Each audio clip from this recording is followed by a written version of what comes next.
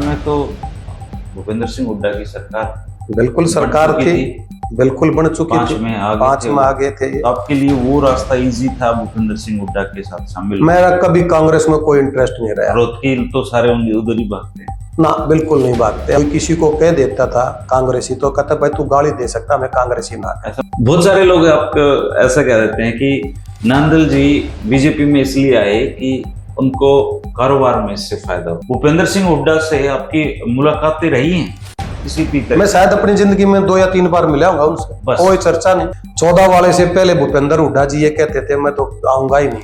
अब मैं भाई एक एक गली गली एक एक कुच्चे में पूरा परिवार 14 में घूमे। और जहां तक भूपेंद्र हुड्डा जी हैं वो कहीं नहीं आते ना कहीं जाते।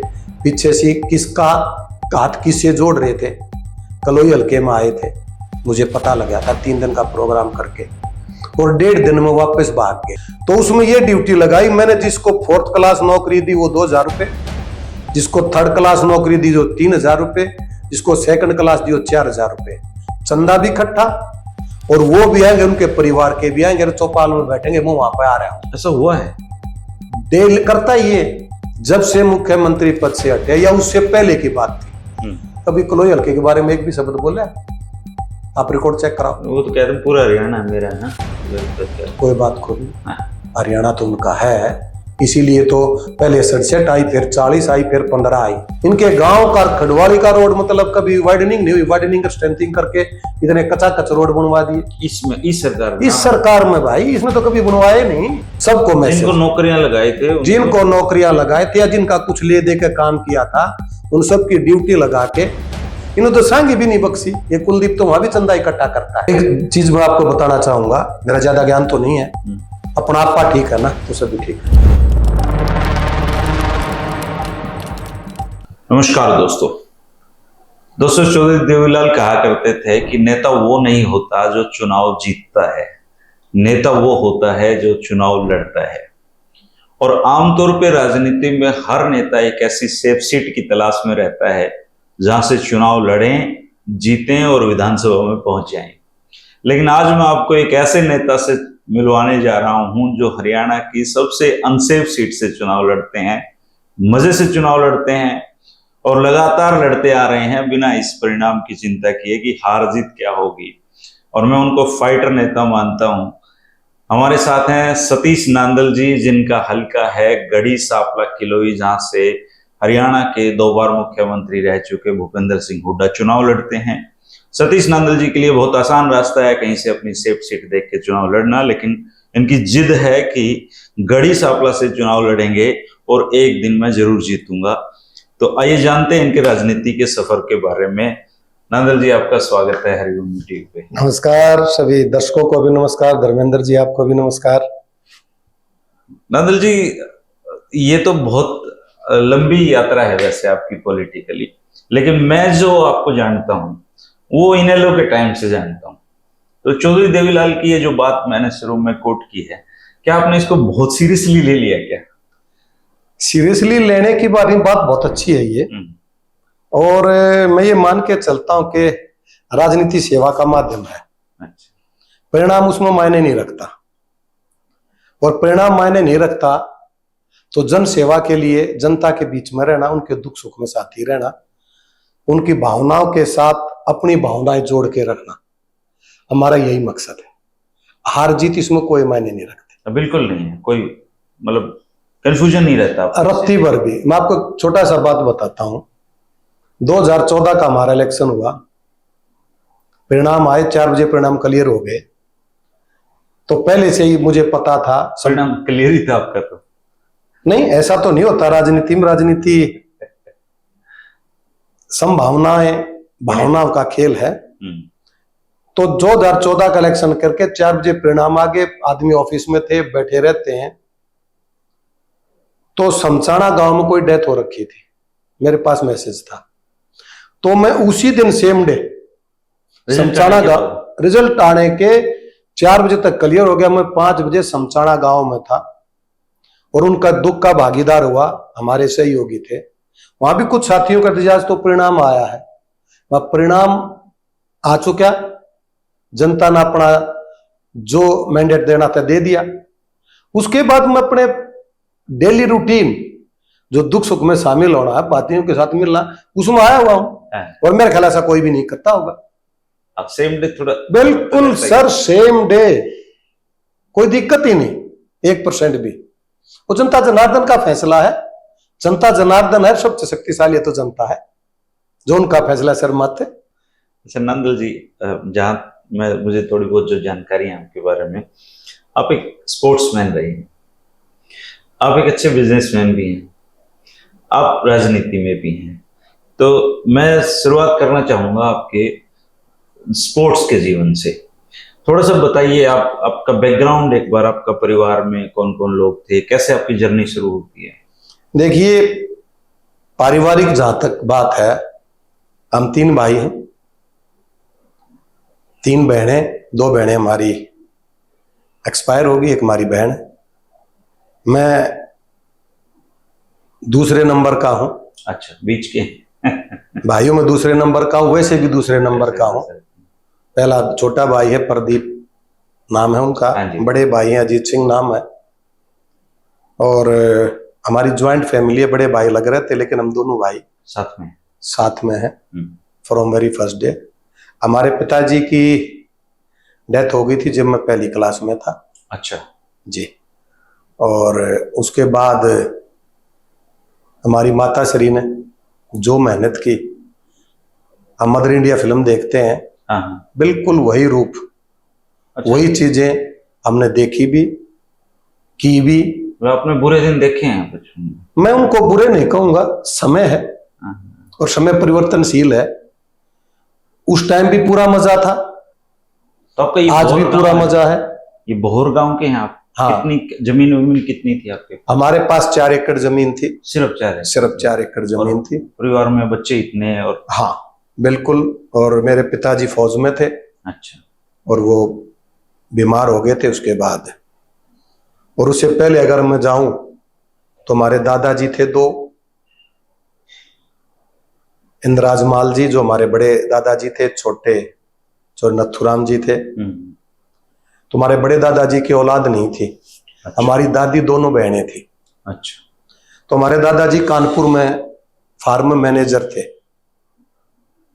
और हमारे बड़े भाई का जन्म भी वहीं पे हुआ था। अच्छा। तो वो जर्नी बहुत बढ़िया थी। उसके बाद परिस्थितियां होती हैं, यहां जर्नी जो सामने आई वो भी बहुत बढ़िया थी। और हम तो एक बात में विश्वास रखते हैं, दिन रात मेहनत करो, नेकी करो और जेरे में डालो, कुएं में तो निकल सकती है। तो मेहनत करते रहे, काम करते रहे, माता जी का आशीर्वाद। पढ़ाया उन्होंने सारे बच्चों को? सब बच्चों को पढ़ाया। हमारी सिस्टर भी उस टाइम पर बाकर किया था, बीच वाली सिस्टर ने। छोटे वाली सिस्टर हमारी इसलिए नहीं पढ़ पाई कि हम 2 भाई छोटे थे, उनको संभालना और खेत का काम भी करना, त्याग कर दिया उन्होंने। वो हमारी बहन का बहुत बड़ा त्याग है और उसको हम चुका नहीं सकते, प्रयास करते हैं।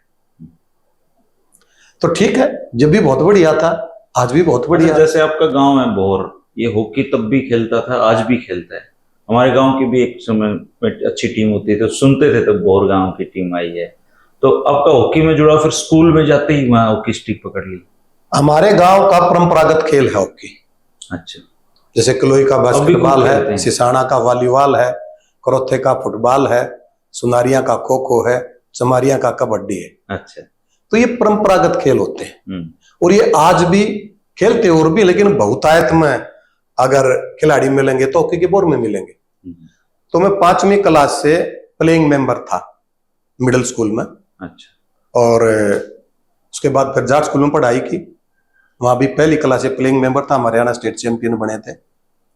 और जाट कॉलेज में प्रेप में फर्स्ट ईयर में ही हम इंटरयूनिवर्सिटी तक जाने का काम हुआ। अच्छा।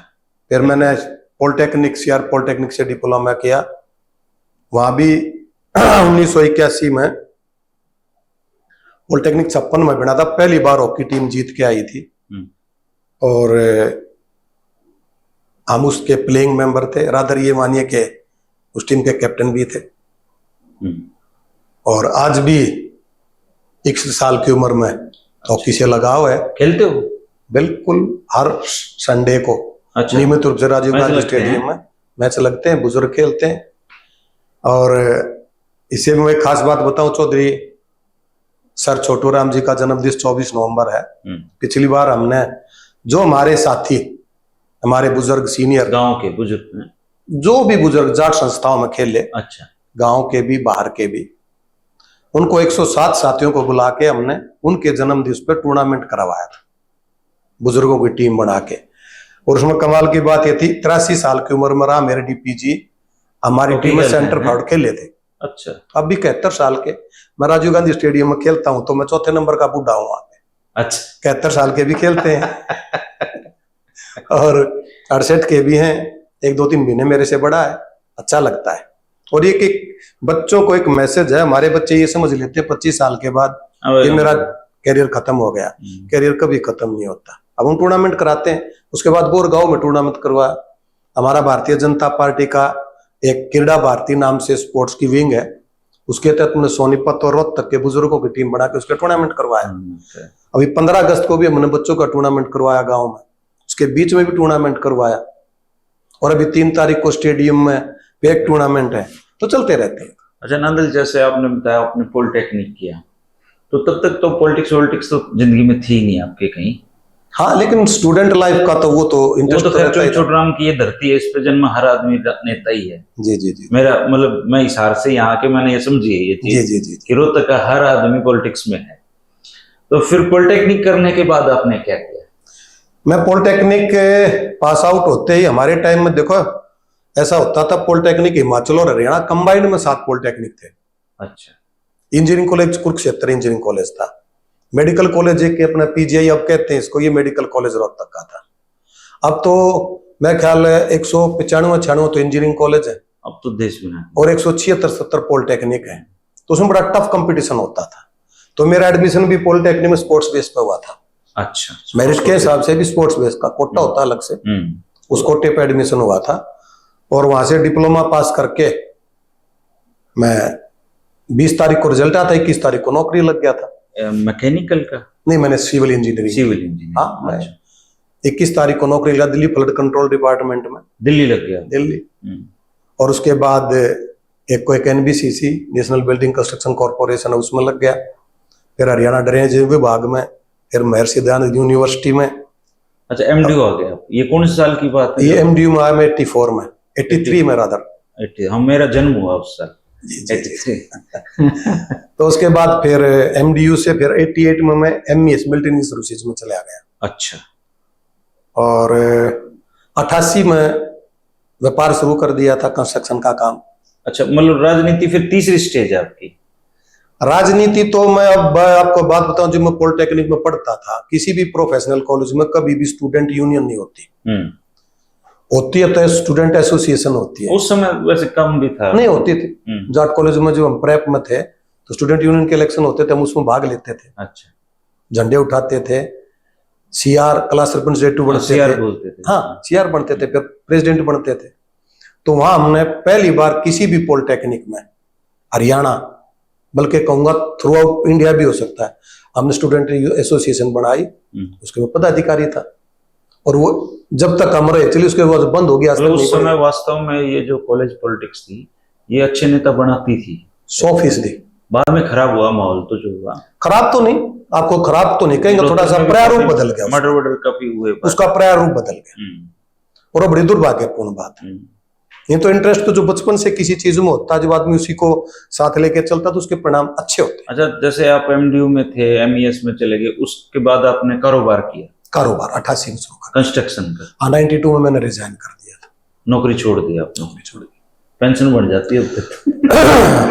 हाँ, पेंशन भी एक अलग चीज है, और ये भी चीज बढ़िया है।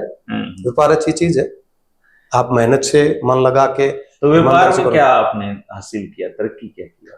हासिल तो ये कोई पर्टिकुलर चीज नहीं होती, कि कोई गोल है, कोई टारगेट है, कोई उसको अचीव कर लिया, ठीक है, काम करते हैं थ्रू आउट इंडिया, 16-17 स्टेट्स में काम है। अच्छा। और मन लगा के काम करते, और भगवान की दया से, भाईचारे के आशीर्वाद से, और आज तक ठीक ही काम चला। हर जगह काम करके लोग मानते। बिल्डिंग बता सकते हैं आप हरियाणा में जो बनाई आपने? हरियाणा रोहतक में हमने कोर्ट बिल्डिंग बनाई 2000 में। ये कोर्ट का? ये रोहतक का कोर्ट बिल्डिंग बनाई। उससे पहले हमने यूनिवर्सिटी में स्विमिंग पूल बनाया, अच्छा, लाइब्रेरी बिल्डिंग के साथ में एक साइंस फैकल्टी है वो बनाई, स्टाफ क्वार्टर्स बनाए, स्टेडियम बनाया और मिनी सेक्रेटेरिएट बनाई। अच्छा, ये मिनी सेक्रेटेरिएट आपकी जी बनाई? जी जी जी अपन ने बनाई। और मिनी सेक्रेटेरिएट को बेस्ट बिल्डिंग ऑफ हरियाणा का सर्टिफिकेट भी मिला हुआ है। अच्छा। किसी किसी को मिलता है। रोड के काम है, रोड का ये जो आपका सेक्टर 14 के सामने से रोड जाता है, इसमें बीच में ये जो ग्रिल लगी हुई है हरी हरी आपको नजर आती है, आपके लगाए हुए हैं? हाँ, हमें मौका मिला है काम करने का। अच्छा, अब तो आप रोड्स बनाते हैं बड़े? रोड भी और बिल्डिंग भी। अच्छा, दोनों काम, बिल्डिंग के काम भी है, रोड के काम भी है, दोनों काम करते हैं। अभी दिल्ली में कोई काम किया आपने? हाँ, दिल्ली में हमने काम की। अभी हमने हिमाचल प्रदेश भवन बनाया दिल्ली में। अच्छा, नोएडा में हमने एक बिल्डिंग और बनाई थी। अभी दिल्ली के अंदर हमने एक जेल का काम भी किया था। अच्छा, और जी अभी एनईएस के अंदर हमारा काम अभी चला हुआ, हैंगर्स बना रहे हैं एयरपोर्ट स्टेशन पे। अच्छा, ये पालम एयरपोर्ट पे करने के लिए ये प्रधानमंत्री जी के जो बड़े बड़े प्लेन है उनके लिए प्रोजेक्ट है, गवर्नमेंट का मिलिट्री सर्विसेज का प्रोजेक्ट। प्रधानमंत्री के जहाज खड़े होंगे वहाँ? हाँ, वो जहाज खड़े होने की वो जगह है।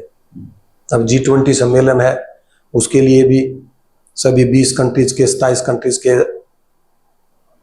देशों के अध्यक्ष आएंगे, चाहे वो प्रधानमंत्री चाहे राष्ट्रपति हैं, उनके लिए भी नीचे खड़े करने को सारी चीजों काम हमारे पास होगा। इससे जुड़ा एक सवाल है, वो मैं बाद में पूछूंगा।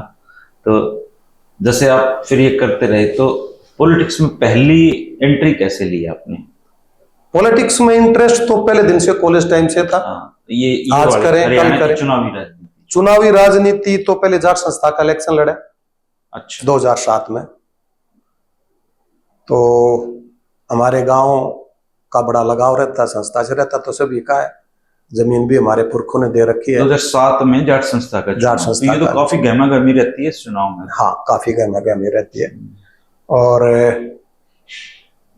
उसके साथ साथ फिर इंडियन नेशनल लोक दल 1977 से इंडियन नेशनल लोक दल की गतिविधियों में इंटरेस्ट जो देवलाल जी के सिस्टम में, औरों के सिस्टम में सर। हाँ, मतलब मैं कभी गया नहीं किसी, ना किसी रैली में ना किसी प्रोग्राम में। वो शुरुआत हुई फिर 16 मार्च 2008 को। 2008 को? 2008 को। हाँ, गैप लिया आपने इसमें। वो मैं एक बात मान के चलता हूँ, कोई भी काम करो उसको तन्मयता से और बिल्कुल उसके अच्छी तरह से सोच समझ के करो।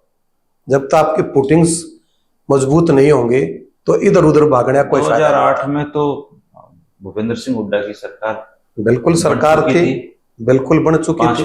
5 में आगे थे। तो आपके लिए वो रास्ता इजी था भूपेंद्र सिंह हुड्डा के साथ शामिल? मेरा कभी कांग्रेस में कोई इंटरेस्ट नहीं रहा। रोहतकी तो सारे उधर ही भागते हैं ना, बिल्कुल नहीं भागते। हमारे एरिया में तो ये था 1991, 92, 95 से पहले कोई किसी को कह देता था कांग्रेसी, तो कहता भाई तू गाली दे सकता, मैं कांग्रेसी ना। ऐसा माहौल था यहाँ? रोहतक, सोनीपत, झज्जर, कुछ जींद का, ऐसा कुछ भी। हुड्डा साहब के आने के बाद पनपी इधर का? ना, आने के बाद भी नहीं पनपी। ये बहुत बार इलेक्शन आ रहे हैं, सारा परिवार आ रहा है। हमारे बाबा श्रीनाथ जी ने सारे काम किए हैं, हराने का काम भी किया है। ताउमर निकल गई इनकी में, लेकिन फिर 2004 में 5 में जब भी सरकार बनी थी, उसके बाद से चला। फिर हम यहाँ पे विद्युत रूप से इंडियन नेशनल लोकदल पार्टी में ज्वाइनिंग की। पहला चुनाव आपने 2009 में लड़ा? 2009 में लड़ा मैंने विधायक, इंडियन नेशनल लोकदल की टिकट? बिल्कुल बिल्कुल। फिर दूसरा चुनाव आपने लड़ा 2014 में? 14 में, वो भी इनेलो की टिकट? जी जी जी जी। और तीसरा चुनाव लड़ा आपने 19 में बीजेपी की टिकट पे। तो ये थोड़ा सा मैं जानना चाहूंगा कि इंडियन नेशनल लोकदल में 2 नेता थे, एक जमाना था चौधरी देवीलाल का, उनसे आपकी मुलाकातें नहीं रही होंगी क्योंकि आप उसमें सक्रिय नहीं रही। चौधरी ओम प्रकाश चौटाला, और मैं जितना जानता हूं उस समय इस पूरे एरिया में इनेलो का मतलब था सतीश नंदन। नहीं, ऐसा तो जहां तक मुझे जानकारियां हैं, क्योंकि सारी गतिविधियों का केंद्र आपका ये ऑफिस रहता था। और रोहतक में एक आम राय थी कि चौटाला साहब आएंगे तो सबसे पहले यही आएंगे। तो उस दौर में आपकी चौटाला साहब के साथ क्या अनुभव रहे, वो मैं थोड़ा सा जानना चाहूंगा। देखिए, ये तो मैं बिल्कुल नहीं कहूंगा पार्टी कोई भी है, वो पार्टी है, उसमें कार्यकर्ता साथी है, सीनियर भी हैं, जूनियर भी हैं, हम उम्र भी होते हैं। और इंडियन नेशनल लोकदल पार्टी की जो भी नीति, नियत और सिस्टम है वो आज से नहीं है। चौधरी देवलाल ने जब संघर्ष करना शुरू किया था 77 से पहले भी और 77 के बाद तो विद्युत रूप से, तो ये हो सकता थोड़ा सा उन चीजों में कमी पेशी आ गई होगी एरिया वाइज, लेकिन पार्टी पार्टी होती है। और जब हमने शुरू की तो ठीक था, काम किया, चौटाला जी के साथ मिलके काम किया, बहुत सुखद अनुभव, आज भी सुखद अनुभव है। अच्छे रिश्ते थे आपके उनके साथ? आज भी अच्छे रिश्ते हैं, उस टाइम भी अच्छे रिश्ते थे। मैं तो ये कहता हूं कि एक किस्म की वो राजनीतिक राजधानी रोहतक है और उनके पास जो राजनीतिक अनुभव है उसका मुकाबला ही नहीं हो सकता।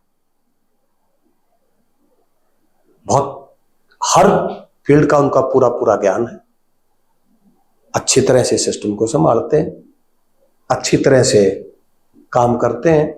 और सभी आप कहते हो कि आप ये मान के चलो रोहतक आएंगे तो मेरे पास आएंगे, वो सभी के पास जाते थे। घर को नहीं संभाल पाए ना, पार्टी को नहीं संभाल पाए, तो ये राजनीति परिस्थितियों का खेल है।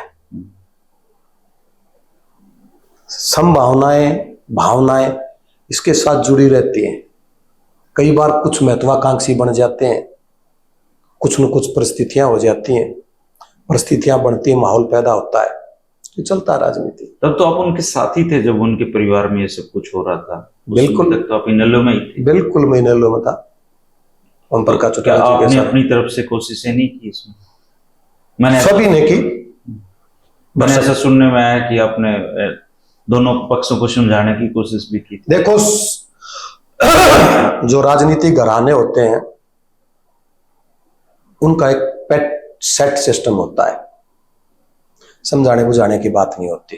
अच्छा। राय लेने की बात होती है, राय देने की बात होती है। लेकिन मैं चौधरी ओम प्रकाश चौटाला जी के बारे में जरूर ये बात कहूंगा कि इन लीग से हटके वो हर कार्यकर्ता की बात सुनते थे, हर एक से सलाह मशवरा करते थे। लेकिन कई चीजें ऐसी होती हैं कि वो काबू से बाहर निकल जाती है। ये काबू से बाहर वाली बातें हैं? हाँ, काबू से बाहर चली जाती है। मैंने तो भरसक प्रयास किया, बिल्कुल बीच में बैठ के, क्योंकि परिवार जब तक एक नहीं रहता कोई पक्ष नहीं झुकने के लिए तैयार थे। अब वो बातें ज्यादा डिस्कशन की भी नहीं है। अगर थोड़ा सा जानना चाहूंगा मैं, जब आप उसमें थे, थोड़ा सा मतलब कौन सा पक्ष आपको लगता है कि झुकने के लिए तैयार था? देखो, इस बारे में इस प्लेटफॉर्म पे बात डिस्कस करने की नहीं करने की है, और हमें करनी भी नहीं। पारिवारिक मामला उनका, जनता का तो सहयोग था और 100%। तो तब तक आपके दिमाग में बीजेपी नहीं आई थी? नहीं जी, बिल्कुल, सोचा भी नहीं कभी। अच्छा। उसके बाद एमपी का इलेक्शन हुआ, जब भी प्रयास किए गए, जब भी नहीं सोचा। बाद में फिर बीजेपी ने प्रयास किए थे? हाँ, बिल्कुल किए थे जी। एमपी के इलेक्शन बिल्कुल किए थे, जब धनखड़ ने चुनाव लड़ा है। हाँ जी, ना और डॉक्टर अरविंद शर्मा ने, जब डॉक्टर अरविंद शर्मा से पहले आपके पास था ये चांस? अगर बिल्कुल 100% चांस था। अच्छा। लेकिन हमारी सोच ही नहीं थी, तब भी नहीं ज्वाइन किया आपने? नहीं था, नहीं सोचती। अब भी भाईचारा है, सभी हैं, सभी साथी। अब मैं वो सवाल लेके आ रहा हूँ जो मैंने होल्ड कर रखा था, मैंने कहा था पूछूंगा। बहुत सारे लोग आपको ऐसा कह देते हैं कि नांदल जी बीजेपी में इसलिए आए कि उनको कारोबार में इससे फायदा होता है। थोड़ा सा कड़वा सवाल है, पर मैं जानना चाहता हूँ कि क्या ऐसा कुछ था कनेक्टिविटी, या फिर कोई और कारण थे बीजेपी में आने के? ऐसा कोई भी आदमी नहीं होगा जो एक टीवी चैनल पर आपके सामने इंटरव्यू पे कहेगा हरियाणा प्रदेश का और बाहर किसी भी प्रदेश का, 16-17 स्टेट्स में काम करते हैं, एक भी कोई राजनीतिक आदमी किसी पद का, मैं आपके सामने आके तो ये आके कह दे कि सतीश नांदल ने किसी से कोई काम किया हो या कोई काम करवाया हो, व्यापार का काम भी कहता हूं तो अपने साथी जो हैं, क्योंकि मैं कार्यकर्ता नहीं कहता, क्योंकि मैं कार्यकर्ताओं का कार्य करता हूं, उनका भी कार्य करता हूं, क्योंकि उनके कार्य करने का प्रयास करता हूं। उनके काम के लिए मैं किसी के साथ किसी लेवल तक जा सकता हूं, लेकिन अपने व्यापार के लिए, अपने पर्सनल काम के लिए एक भी कोई आके कहे आपने इसका इस्तेमाल नहीं, मतलब उस मन में नहीं? सर, मैं तो कह रहा हूं आपको, कोई भी किसी भी पार्टी का, आप इसको तो छोड़ो, मैंने अपने व्यापार के लिए किसी को कहा हो या किसी से कोई काम कराया? आप बीजेपी में इसलिए आए क्योंकि इंडियन नेशनल लोकदल का भविष्य आपको बिल्कुल सुनने भविष्य राजनीति में किसी का खत्म नहीं होता, लेकिन राजनीति फिर हुआ था, परिस्थितियों का खेल है। सभी साथी मिले, प्रयास भी किया जा रहा था, और फिर एक बात तय थी कि राष्ट्रीय पार्टी में राजनीति करने का मन, भाईचारे का, जो साथी साथ रहते हैं उनका, और राष्ट्रीय पार्टी अगर कोई है तो भारतीय जनता पार्टी है। बाकी तो आप समझते हैं जहां से कोई सिस्टम चलता है।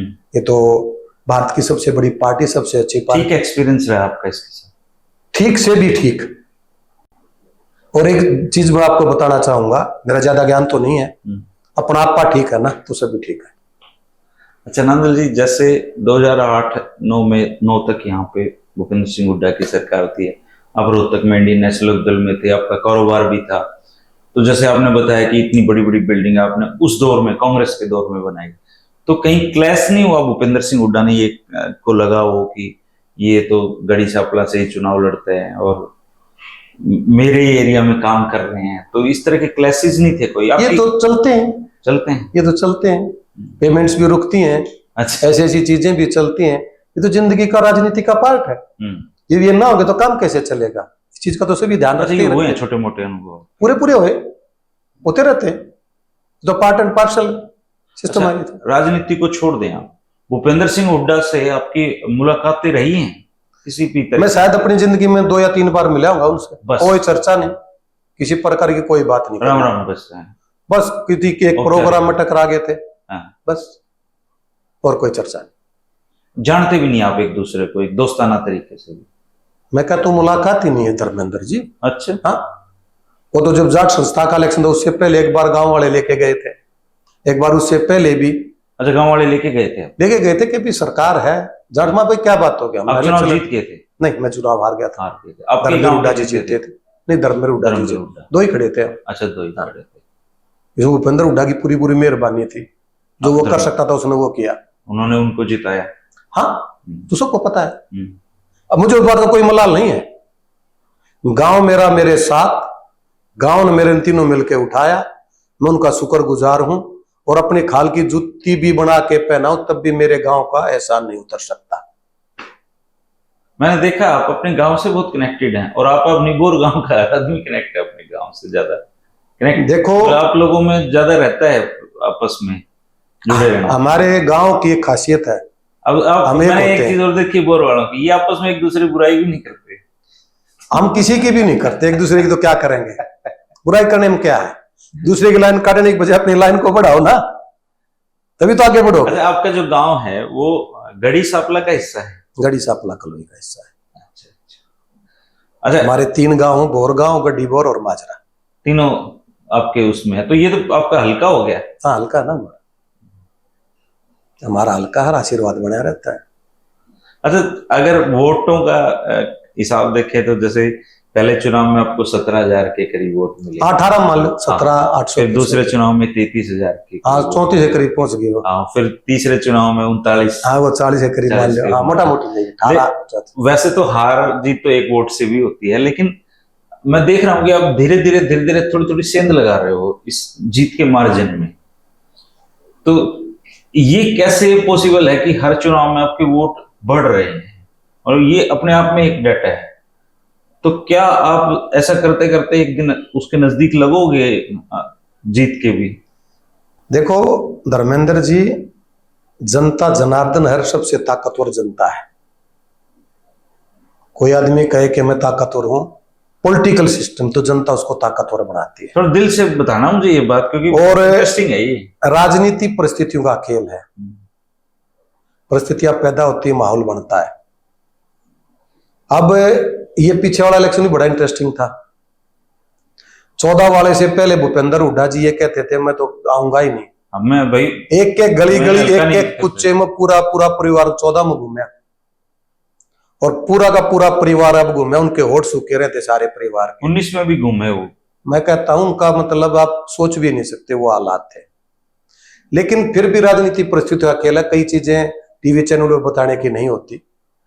तो जो जनता का आशीर्वाद हमें मिलता है, सहयोग हमें मिलता है, हम उससे वो खुशी अनुभव करते हैं कि शायद कोई भी नहीं करता।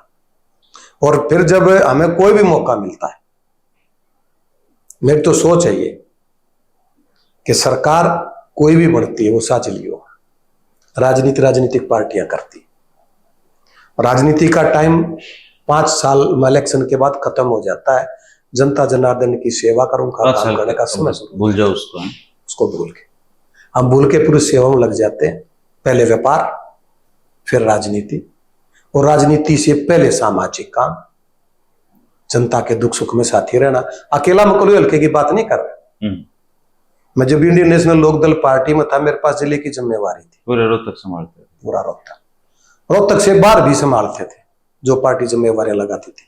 आज भी संभालते हैं। वहाँ पे ऑफिस है, मैं घर जाता हूँ, बीच में ही पड़ता है। इस पे आदमी कभी कम नहीं हुए, इस पे उतने ही दिखते। ये नंबर 1 तो सभी का ऑफिस है, कनेक्टिविटी है इसमें ना। हाँ, इसमें अगर मैं गलती में 300-400 आदमी डेली सुबह 5 बजे शुरू हो जाता है, दिन निकलते ही रात को 11 बजे तक सारा भाईचारा आता है। जिसको कोई काम हो, बैठना है, चाय है, हुक्का है, पानी है, रात को रुकना है, दोपहर को खाने का मामला, जो भी हो वो जुड़ा हुआ है। गुरुद्वारा है ये आपका। हाँ, आप कह सकते हैं, ये सभी का है। इसमें मैं हूं ना हूं, लोगों का होने से ही रहता है। और उसी बात का हमें मतलब ये खुशी रहती है उसी बात की कि भाई चलते रहो, बढ़ते रहो, सामाजिक काम, राजनीतिक काम, व्यापारिक काम, 3-4 तो परिस्थितियां होती है समाज में, धार्मिक, सामाजिक, आर्थिक, राजनीतिक, and political system is ultimate system.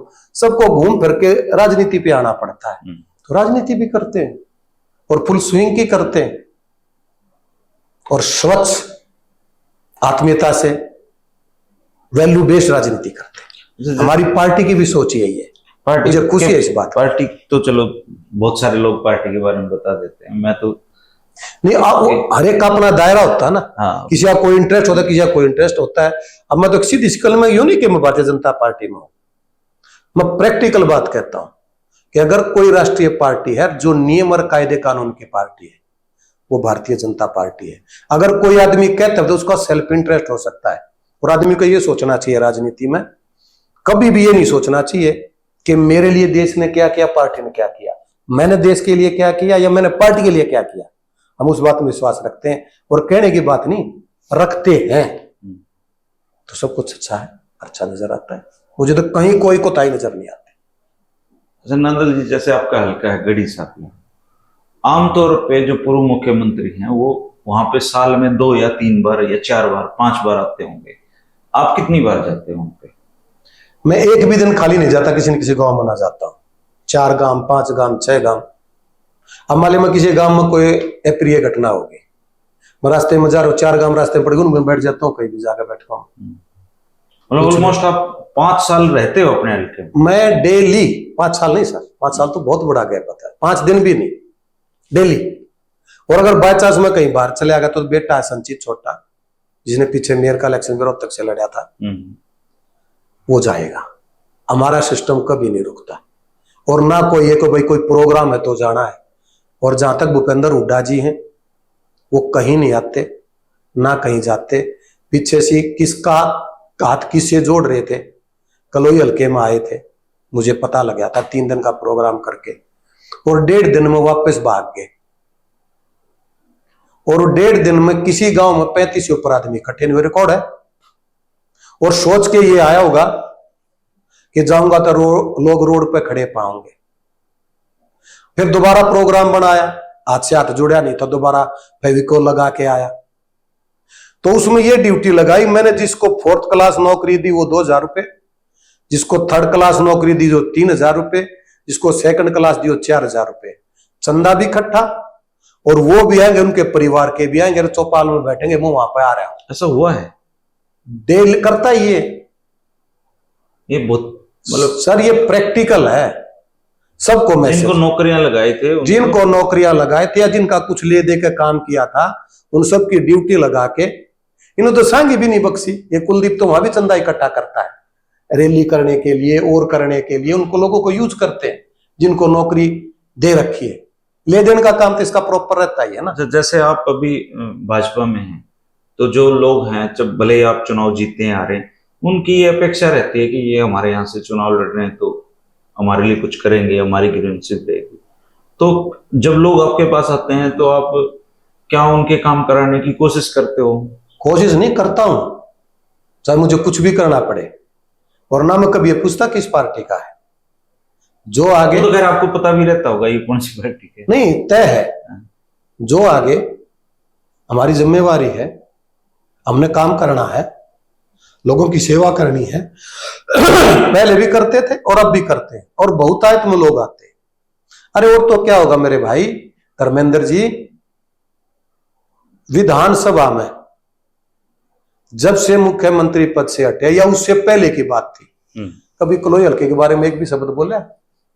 आप रिकॉर्ड चेक कराओ। वो तो कहते हैं पूरा हरियाणा मेरा है ना, क्या कोई बात कोई, हरियाणा तो उनका है, इसीलिए तो पहले 67 आई, फिर 40 आई, फिर 15 आई। हरियाणा उनका है। हरियाणा ने तो बता दिया कि कहां खड़ा कहां नहीं खड़ा है। लेकिन ये तय है, कभी कोई मुद्दा उठाया है? 5 करोड़ रुपए सरकार देती है एक एमएलए को, कभी कोई लगाया है? या किसी रोड की, किसी और की, मैं आपको डिटेल दूंगा सारी की सारी। कलोई हल्के में आपने बनवाए रोड अपने इस्तेमाल करके? अरे भाई क्या थोड़े बनवाए हैं? इनके गांव का खड़वाली का रोड मतलब कभी वाइडनिंग नहीं हुई, वाइडनिंग स्ट्रेंथिंग करके इतने कच्चा कच रोड बनवा दिए इसमें, इस सरकार में भाई, इसने तो कभी बनवाए नहीं। फिरनियां बनवा दी, सब कुछ काम करवा दिए, पानी निकालने की व्यवस्था कर दी, बरसाती पानी की। अब हमने बिल्कुल ऐसी तैयारी करा रखी थी पूरे जिले की कि जैसे ही बरसात हुई, अब नॉर्मल बरसात हुई, उधर 17-18 गांव में पानी भर गया, मोटर की जरूरत पड़ी मोटर भेजे, इंजन की जरूरत पड़ी वो भेजे, वो कम पड़ गए तो किसान भाई ने अपने ट्रैक्टर लगाए, उनको डीजल प्रोवाइड करवाने का काम किया। पहले कुछ तो पानी अब भी भरा है, पानी है, वो एक रूटीन है। हमारे यहाँ 2 रोड निकल गए बड़े बड़े, उनसे जो पानी का वो सिस्टम था, उनका बड़ा बड़ा काम कर रहे हैं। और आगे सरकार की स्कीम है, जिस गांव में बरसात का पानी भरता है उसमें 3 फुट नीचे पाइप दबा के, चाहे ड्रेन 10 किलोमीटर है चाहे 1 किलोमीटर है, परमानेंट वहां पे पंप सेट बना के और परमानेंट निकालने का काम। पानी नहीं भरेगा, पानी भरेगा, ये कुदरत की देन है। निकाल अगर वो ज्यादा तो उसको निकालने का काम हरियाणा सरकार ने वो प्रोजेक्ट लाके शुरू कर दिया है। और जहां परमानेंट 12 मास पानी रहा करता, उसको निकालने का काम भी परफोरेटेड पाइप लगा के 10 फुट खोद के, और नीचे वो पाइप दबा के, सेम भी टूट जाती है, खारा पानी मीठा पानी हो जाता है। वो कानी में प्रोजेक्ट पूरा हो चुका है, वो कटवाड़ा में प्रोजेक्ट पूरा हो चुका है, कथुरा था हमारे जिले में भी नहीं पड़ता, वहां 600 एकड़ का मैं और बराड़ा जी उद्घाटन करके आए थे, 2500 एकड़ का कलोई में है, हर जगह उसमें, सॉरी चिड़ी में, हर जगह ये चीजें चली हुई है, चल रहा है। अच्छा, जैसे आप मुख्यमंत्री से मिलते हो अपने एरिया की समस्याओं को लेके, तो उनका क्या एटीट्यूड रहता है, खासकर गढ़ी के को लेके, क्योंकि वो वहां से विधायक तो भूपेंद्र सिंह हुड्डा जी हैं, आप हारे हुए कैंडिडेट हैं, तो उनका क्या एटीट्यूड रहता है उसको लेकर? सबका साथ, सबका विकास, सबका विश्वास, सबका प्रयास। ये बीजेपी वाली बात नहीं। हर एमएलए को 5-5 करोड़ रुपए, हर एमएलए को पावर पूरी की पूरी। लेकिन अगर कोई जो 5 करोड़ रुपए वो कहां लगे? वो तो भूपेंद्र हुड्डा जी बताएंगे, वो तो बताएंगे वो कहां लगवाता है कहां नहीं लगवाता। दोनों बाप बेटे एमपी रहे हैं, कभी पूरी ग्रांट यूटिलाइज नहीं की जिला रोहतक में, जिला झज्जर मरे कोसली का हल्का पड़ता है। जहां तक मुख्यमंत्री जी की बात है, फोन करके पूछते हैं कि कलोई हल्के का कौन से काम सतीश जी बताएं। अच्छा, अभी हमारी 2 तारीख को चंडीगढ़ मीटिंग थी रोहतक लोकसभा की, सबसे ज्यादा पुलंदा में बांध के लिया जा रहा था हर विभाग का, और पहली बार हरियाणा प्रदेश में ऐसा हुआ है। चंडीगढ़ मुख्यमंत्री आवास पे कबीर कुटिया में हर विभाग के अधिकारी 8 जगह बैठे थे।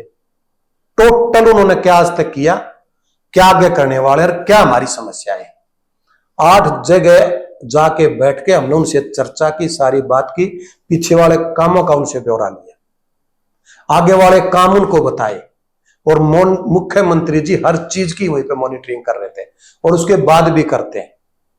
कमाल की बात है, अगर कोई बात भी ना रात को चाहे 11 बज रहे हो 12 बज रहे हो, फोन करो, उसी टाइम उसका रिएक्शन होता है कि भी काम क्यों नहीं हुआ। उनके दिमाग में कहीं नहीं कि कलोई हल्का है, या ये करनाल है, या ये रोहतक है, या कोई दूसरा किसी कोई हल्का, सब हल्के बराबर, क्योंकि जनता हमारी है, जनता के सेवक हैं वो, और जनता के काम करने। हार जीत तो चलती रहती है, कभी किसी हल्के से कोई जीतता, कभी किसी हल्के से। जनता क्या कसूर है? अब लोग भूपेंद्र हुड्डा को वोट दे दिया तो उन्होंने गलती थोड़ा की है, उनका मन था, दे दिया, आगे विचार कर लेंगे।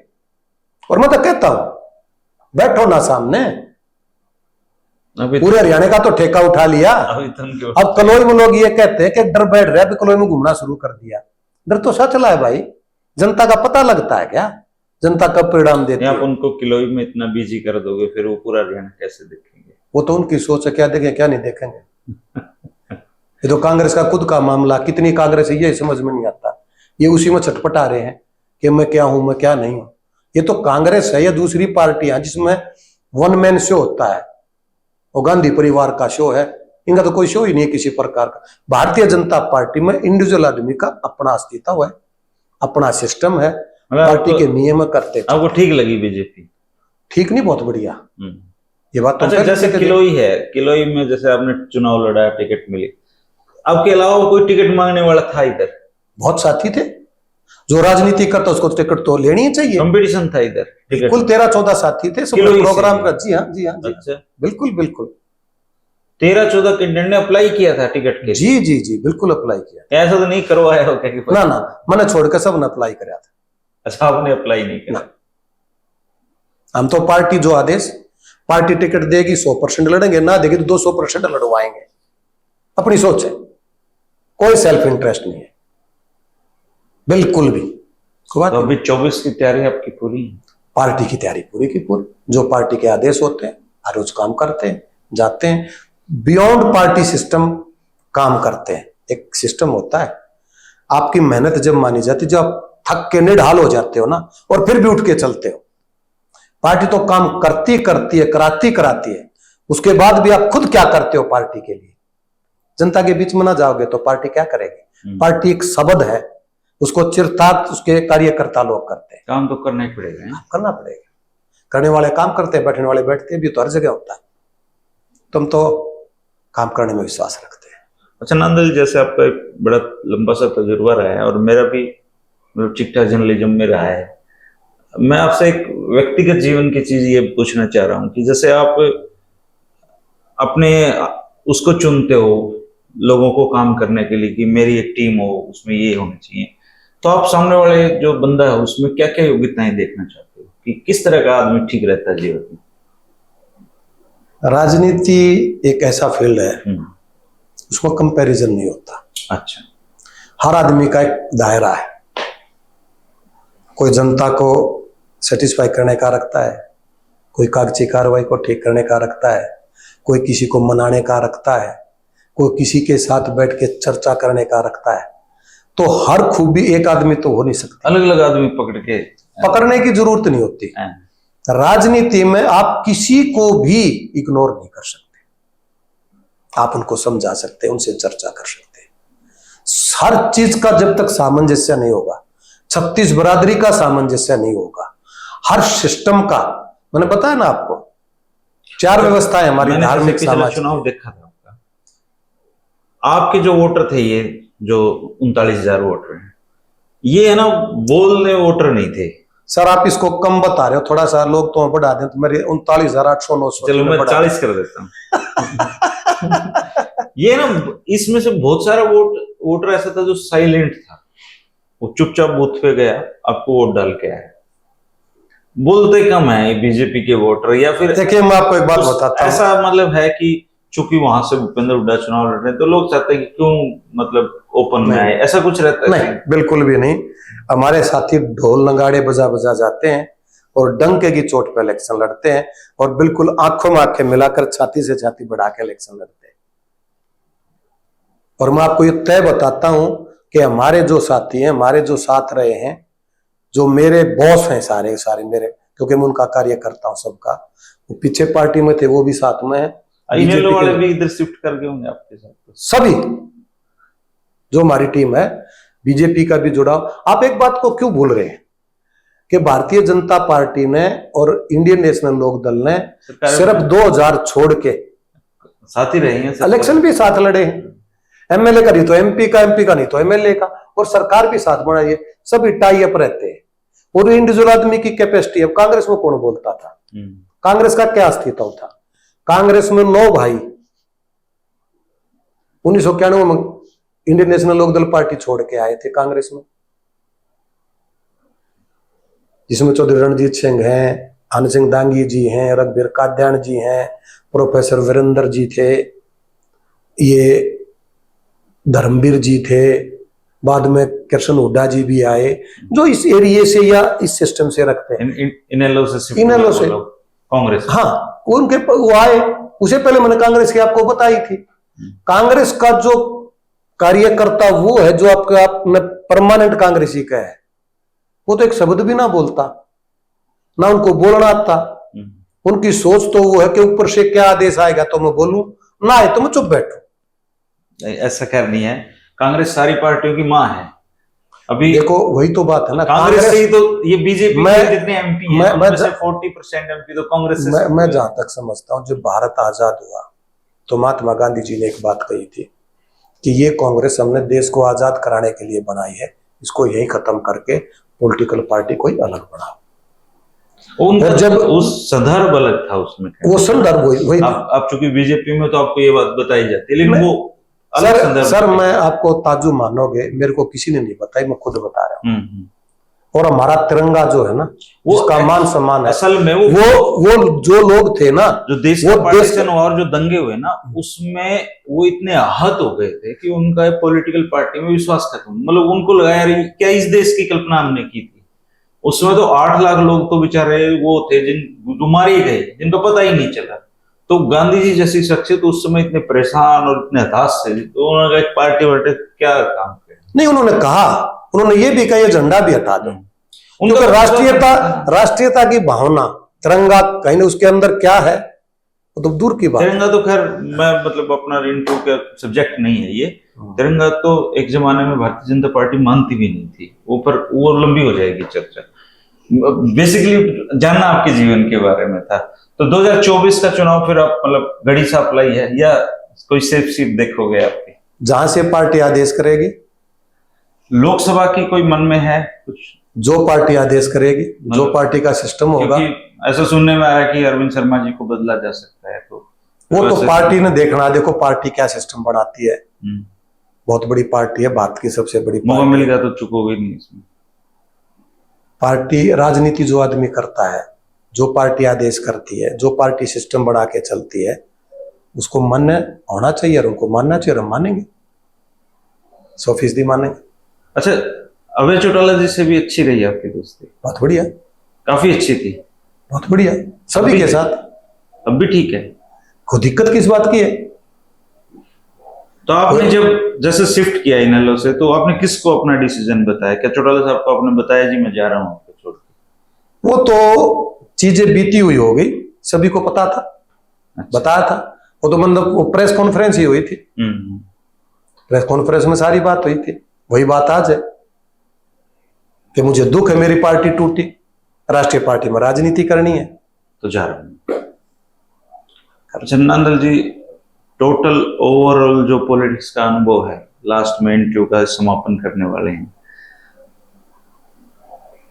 राजनीति से क्या क्या संभव है वो एक बार, क्योंकि आजकल एक आम फिनोमेना बना हुआ है कि आम आदमी ये सोचने लगे है राजनीति कुछ नहीं है, राजनीति मतलब गंदा फील्ड है एक।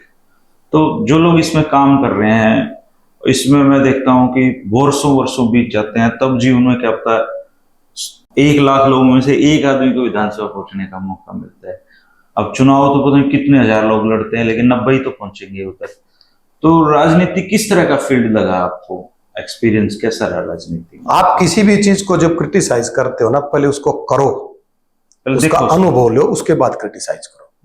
राजनीति एक ऐसा फील्ड है, हर आदमी के सामने खुला मैदान है, बड़े इत्मीनान से गालियां देते, बड़े इत्मीनान से क्रिटिसाइज करते, बड़े इत्मीनान से ये कहते हैं कुछ नहीं ये लोग। लेकिन मैं एक बात कहता हूं, देश को, प्रदेश को, समाज को अच्छी तरह से चलाना तो राजनीति जरूर करनी चाहिए। करनी चाहिए और वैल्यू बेस्ड राजनीति करनी चाहिए। और वो जब होगी को सब इलेक्शन नहीं लड़ते और सबको मौका जीतने का नहीं मिलता। बिल्कुल क्रिटिसाइज करो, लेकिन विरोध के लिए विरोध ना करो कि मैंने तो विरोध करना ही है, ठीक है ना। तुम ये कांग्रेस वाली प्रवृत्ति मत बनाओ कि भाई चंद्रयान 3 वहां उतर गया, बोले तो एडवर्टाइजमेंट करने। किसी ने ऐसी प्रवृत्ति नहीं बनाई, ये बीजेपी की आईटी सेल के किए हुए ना ना ना ना भारतीय चंद्रयान के 3 पे सुनो, देखो ऐसा है, आप बार बार भारतीय जनता पार्टी का एक शब्द बोल के फिर बीच में उसको थोड़ा सा रेस्ट ले लेते हो।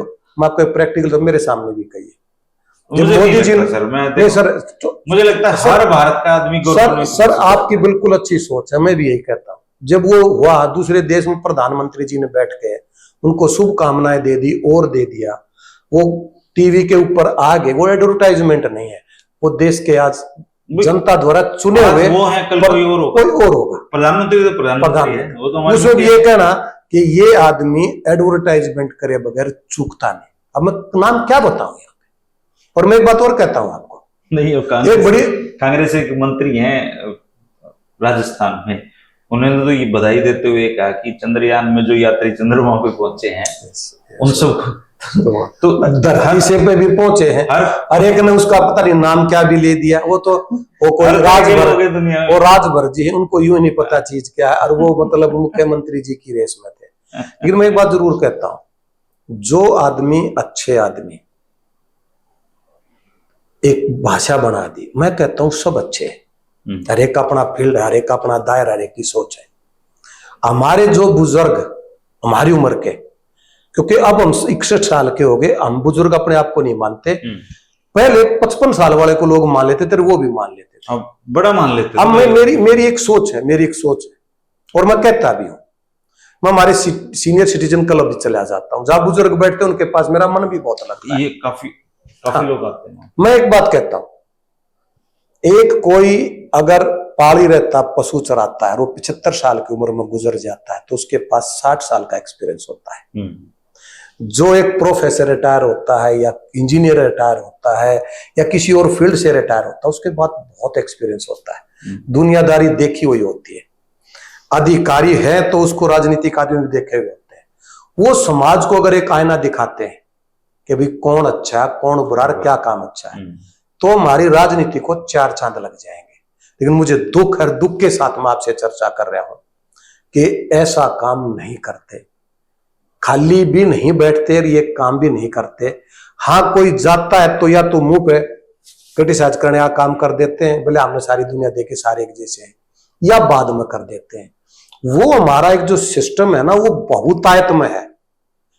अब वो 58 to 70 अगर वो इंटरेस्ट लेने लग जाए, जैसे बच्चों को वो ज्ञान देते परिवार को, उनको राजनीति में बहुत ज्यादा सुधार हो सकता है।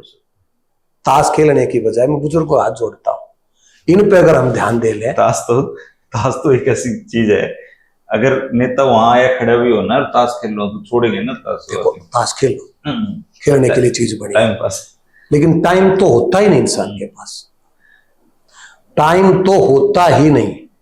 अब राजनीति का तो मैं तो भाई खाली क्या करो, गांव में निकल जा भाई, तू कहीं जाकर बैठ जा, किसी का तो सोल्यूशन करेगा।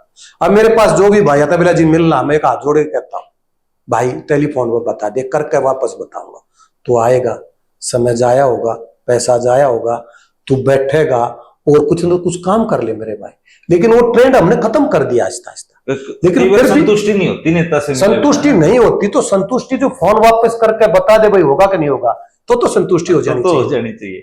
लेकिन ऐसे रिवाज बना रखे ना हरियाणा में, वो रिवाज थे, कांग्रेस का वो रिवाज था, तो इनेलो में भी था, सब में था। हाँ, वो कांग्रेस का ये रिवाज था। चौटाला साहब के पास आज जाते थे। आज कौन आदमी गांव 10-10 20-20 आदमी कौन घूमते हैं? वो ये सोच रहे कि जो पीछे तुम्हारे मुंह का नेवाड़ा छिन गया, वो अब अगर इसका मौका लाग जा तो ले देकर नौकरी लगा देंगे, ले देकर ट्रांसफर करा देंगे। क्या हालात करते थे, 2-2 गाड़ियां लोगों की करा कर चंडीगढ़ में बैठे हैं और कहीं घूम रहे, उनके घरों पे घूम रहे हैं, उनके पीछे पीछे घूमते थे। आज कोई नहीं घूमता। उन्होंने 83,000 नौकरी लगाई थी, 86,000, 83,000 पे कोर्ट केस है। हमने 1,04,000 नौकरी लगा दी, कहीं कोर्ट केस नहीं है।